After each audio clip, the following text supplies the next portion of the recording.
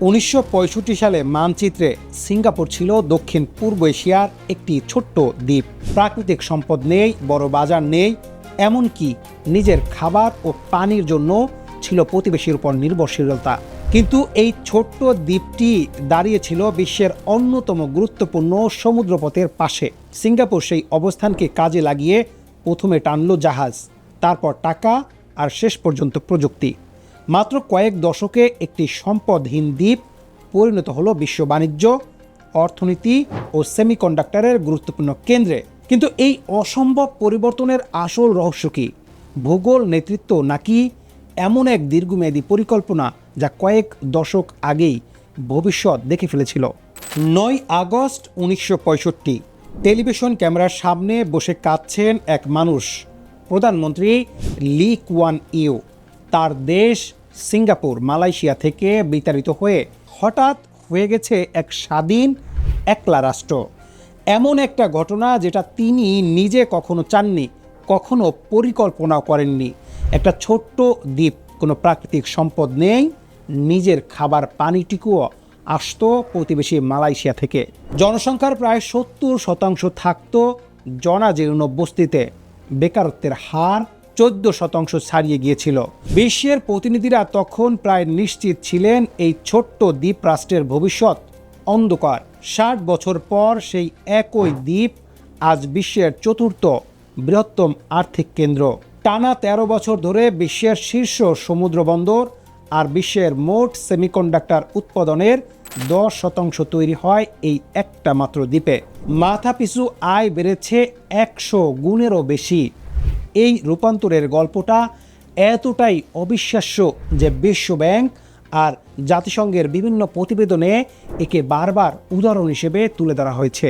কিভাবে একটি তৃতীয় বিশ্বের দেশ মাত্র 2 প্রজন্মের মধ্যেই প্রথম বিশ্বের কাতারে পৌঁছতে পারে। জাপান বা দক্ষিণ কোরিয়ার মতো দেশগুলোর এই একই ধরনের অর্থনৈতিক উত্থানের গল্প আছে, কিন্তু সিঙ্গাপুরের গল্পটা আলাদা। এই কারণে যে তাদের হাতে ছিল না কোনো শিল্প ঐতিহ্য, কোনো বড় জনসংখ্যা, এমনকি নিজস্ব সামরিক বাহিনী গড়ে তোলার মতো পর্যাপ্ত জনবল। প্রশ্ন হলো, কিভাবে সম্পদহীন, পানিহীন, ভবিষ্যৎহীন এক ছোট্ট দ্বীপ এত দ্রুত পরিণত হলো বিশ্বের অন্যতম ধনী, অন্যতম শক্তিশালী অর্থনীতিতে? এই ভিডিওতে আমরা খুলে দেখব সেই পুরো রূপান্তরের গল্প। কিভাবে একজন ভীত একলা নেতা আর তার হাতে গোনা কয়েকজন উপদেষ্টা মিলে এক অসম্ভবকে সম্ভব করে তুলেছিলেন। ধাপে ধাপে দশকের পর দশক ধরে 3টা সম্পূর্ণ ভিন্ন খাতকে একসাথে ভিন্ন বিশ্বমানে নিয়ে গিয়েছিল। সিঙ্গাপুরের আজকের শক্তি দাঁড়িয়ে আছে মূলত 3টা স্তরের উপর: শিপিং, ফাইন্যান্স আর সেমিকন্ডাক্টর। প্রথম স্তম্ভ শিপিং। সিঙ্গাপুর বন্দর 2026 সালের সূচক অনুযায়ী টানা 13 বছর ধরে বিশ্বের 1 নম্বর সমুদ্র কেন্দ্র, শতভাগ নম্বরের কাছাকাছি স্কোর নিয়ে, যেখানে সাংহাই আর লন্ডন দ্বিতীয় এবং তৃতীয় স্থানে। দ্বিতীয় স্তম্ভ ফিনান্স। সিঙ্গাপুর এখন বিশ্বের চতুর্থ বৃহত্তম আর্থিক কেন্দ্র। প্রতিদিন কোটি কোটি ডলারের সম্পদ প্রবাহিত হয় এই শহরে ব্যাংক আর ফান্ড ম্যানেজমেন্ট কোম্পানির মধ্য দিয়ে। তৃতীয় স্তম্ভ সেমিকন্ডাক্টর। সিঙ্গাপুর একাই তৈরি করে বিশ্বের মোট চিপ উৎপাদনের প্রায় 10%, আর সেমিকন্ডাক্টর তৈরির যন্ত্রপাতির প্রায় 20%। ধরুন, একটা পরিবার 3টা ভিন্ন ব্যবসা পরিচালনা করে একসাথে। একটা পরিবহন কোম্পানি, একটা ব্যাংক আর একটা কারখানা। যদি একটা ব্যবসায় মন্দা আসে, বাকি 2টা তাকে টিকিয়ে রাখে। সিঙ্গাপুরের অর্থনীতিও ঠিক এই 3 পর্যায়ে দাঁড়িয়ে থাকা এক মজবুত টুলের মতো। কোনো একটা পা দুর্বল হলেও বাকি দুটো সামলে নেয়। আরেকটা সহজ কথা দিয়ে বোঝানো যাক, এটা অনেকটা একটা ছোট্ট কিন্তু অত্যন্ত দক্ষ রেস্তোরাঁর মতো, যেটা নিজে কোনো কাঁচামাল উৎপাদন করে না, কিন্তু বিশ্বের সেরা উপকরণ জোগাড় করে, সেরা রাঁধুনি নিয়োগ দেয়, আর প্রতিটা থালা পরিবেশন করে নিখুঁতভাবে। সিঙ্গাপুরও নিজে কাঁচামাল উৎপাদন করে না, কিন্তু বিশ্বের পণ্য, পুঁজি আর প্রযুক্তির প্রবাহকে এমনভাবে ব্যবস্থাপনা করে যে গোটা বিশ্ব তাদের ওপর নির্ভরশীল হয়ে পড়েছে। এই 3টা খাত একে অপরের সাথে গভীরভাবে জড়িত। একটা আরেকটা শক্তিশালী করে। বন্দরের মাধ্যমে যে পণ্য চলাচল করে তার অর্থায়ন হয় সিঙ্গাপুরের ব্যাংক থেকে, আর সেই বন্দর দিয়েই রপ্তানি হয় সেমিকন্ডাক্টর কারখানায় তৈরি চিপ। এই ত্রিমুখী নির্ভরতাই সিঙ্গাপুরকে একটা স্থিতিস্থাপক করে তুলেছে, কারণ একটা খাতের সংকট অন্য দুইটা খাতের গতি সম্পূর্ণ থামিয়ে দেয় না।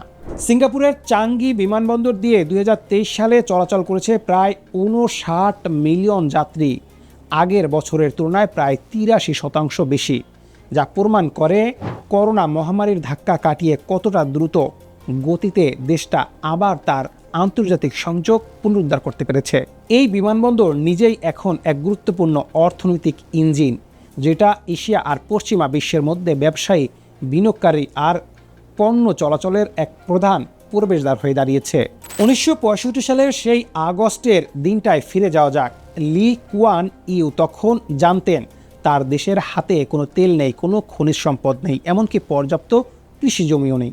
মালয়েশিয়ার সাথে একীভূত হয়ে বৃহত্তর বাজার পাওয়ার পর তার স্বপ্ন ভেঙে গিয়েছিল জাতিগত আর রাজনৈতিক সংঘাতের কারণে।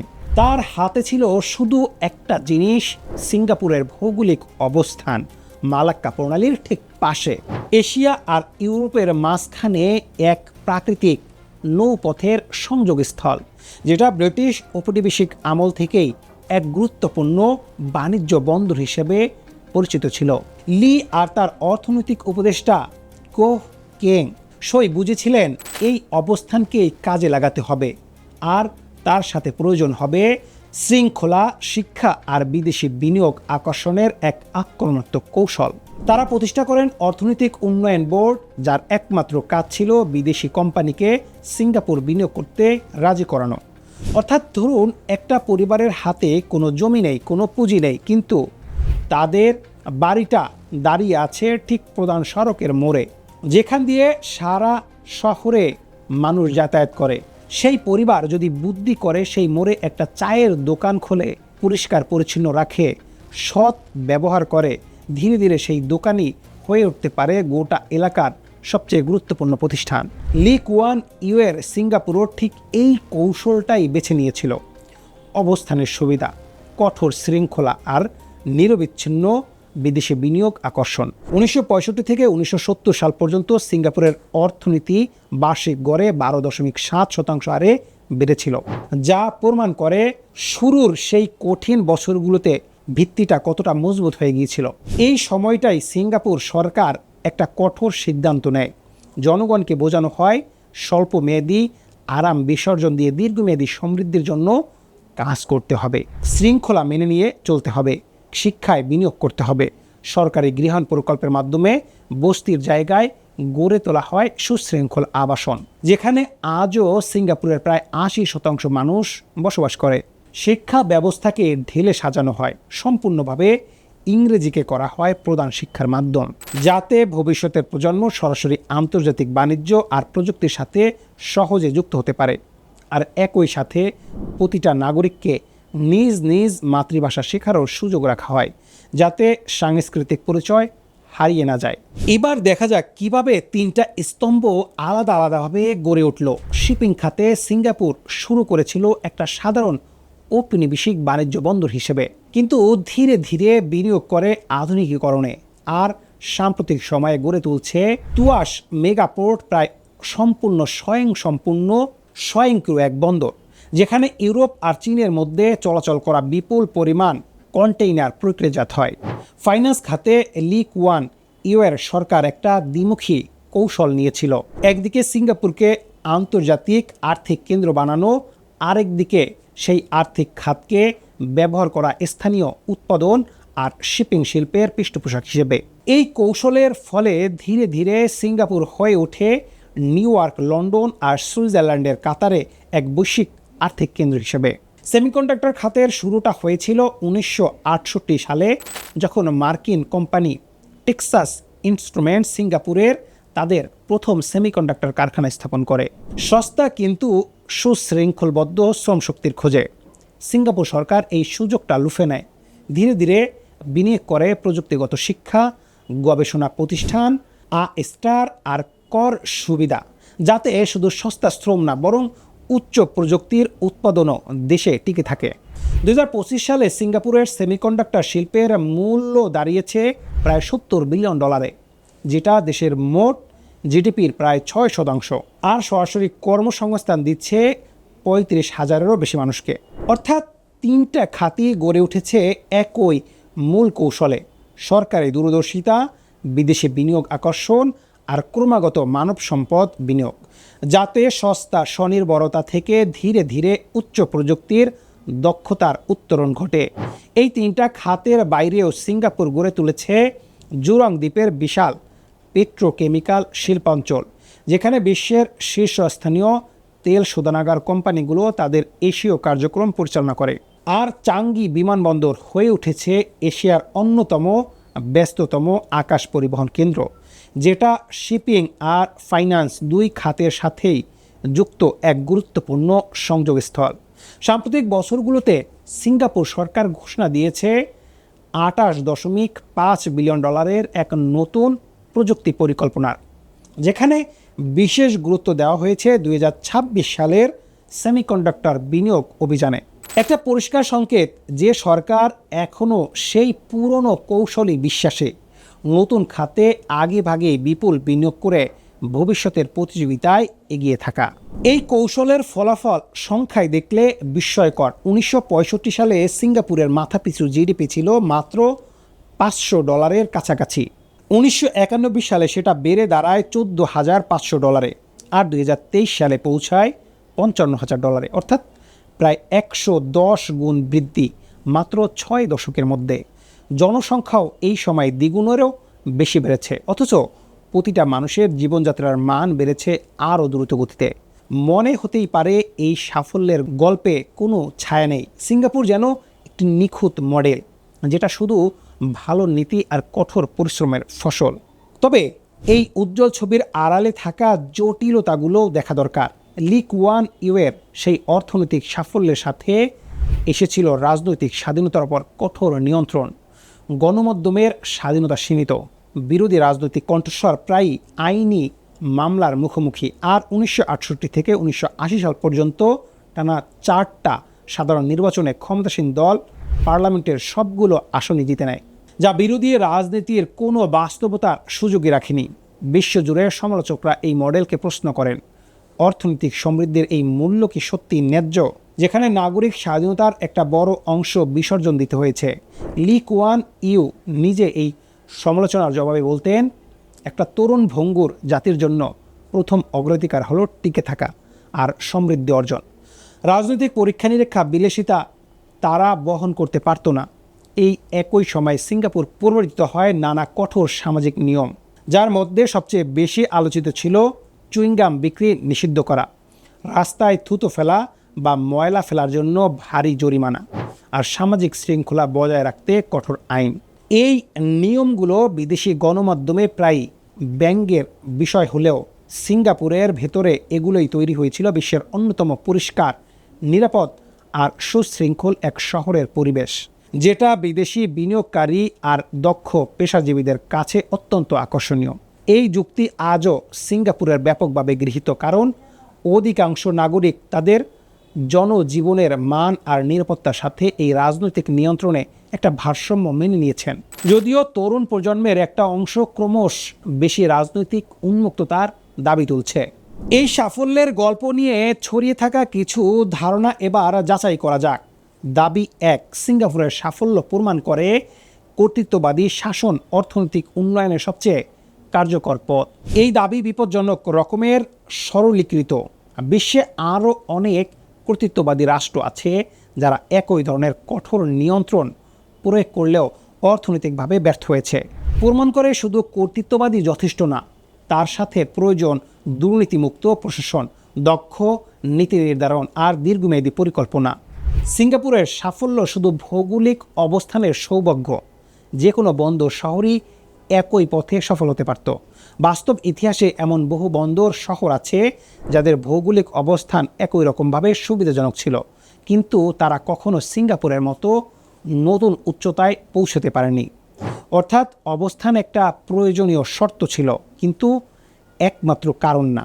উদাহরণস্বরূপ মিশরের পোর্ট সাইড, শ্রীলঙ্কার কলম্বো বন্দর একইভাবে গুরুত্বপূর্ণ আন্তর্জাতিক নৌপথের পাশে অবস্থিত, কিন্তু রাজনৈতিক অস্থিরতা, দুর্বল অবকাঠামো আর অসামঞ্জস্যপূর্ণ নীতির কারণে তারা কখনো সিঙ্গাপুরের ধারে কাছেও পৌঁছাতে পারেনি। এই তুলনাই প্রমাণ করে ভৌগোলিক সুবিধা শুধু একটা সম্ভাবনার দরজা খুলে দেয়। সেই দরজা দিয়ে সত্যিকারের সমৃদ্ধির দিকে হাঁটতে হলে প্রয়োজন হয় দক্ষ, দুর্নীতিমুক্ত, দীর্ঘমেয়াদী নেতৃত্ব। এছাড়াও সিঙ্গাপুরের এই যাত্রা ছিল নিরবিচ্ছিন্ন, কোনো বড় সংকট ছাড়াই। বাস্তবে 1997 থেকে 98 সালের এশীয় আর্থিক সংকট, 2003 সালের সার্স মহামারী, 2008 সালের বৈশ্বিক অর্থনৈতিক মন্দা, প্রতিটা সংকটই সিঙ্গাপুরের অর্থনীতিতে বড় ধাক্কা দিয়েছিল। কিন্তু প্রতিবারই দ্রুত পুনরুদ্ধারের ক্ষমতা প্রমাণ করেছে দেশটা মূলত তাদের বিশাল রিজার্ভ তহবিল আর নমনীয় নীতি নির্ধারণের কারণে টিকে আছে। এছাড়াও স্থানীয় উদ্যোক্তাদের জন্য এখনও তেমন সুযোগ সুবিধা নেই। বাস্তবে সরকার বিভিন্ন সময়ে স্থানীয় উদ্ভাবন আর স্টার্ট আপ বাস্তুতন্ত্র গড়ে তুলতে বিপুল বিনিয়োগ করছে। যদিও এটা স্বীকার করতে হয় যে সিঙ্গাপুরের অর্থনীতি এখনও অনেকাংশে বহুজাতিক কোম্পানির উপর নির্ভরশীল, যা একটা দীর্ঘমেয়াদী কাঠামোগত ঝুঁকিও বটে। সিঙ্গাপুরের এই সাফল্য আরও স্পষ্টভাবে বোঝার জন্য একটা তুলনা করা যাক। 1957 সালে পশ্চিম আফ্রিকার দেশ ঘানা ব্রিটিশ উপনিবেশিক থেকে স্বাধীনতা পায়, আর সেই সময় ঘানার মাথাপিছু জিডিপি ছিল সিঙ্গাপুরের সমান, কোনো হিসেবে সিঙ্গাপুরের চেয়ে বেশি। দুটো দেশই ছিল ছোট, উভয়ই সমুদ্রবন্দর ছিল, উভয়েরই ছিল ঔপনিবেশিক শাসনের উত্তরাধিকার। ধরুন, দুই ভাই একই সম্পত্তি নিয়ে জীবন শুরু করলেন। একজন প্রতিটা পয়সা বিনিয়োগ করলেন শিক্ষা আর অবকাঠামোয়, দীর্ঘমেয়াদী পরিকল্পনা করে ধৈর্য ধরে এগোলেন।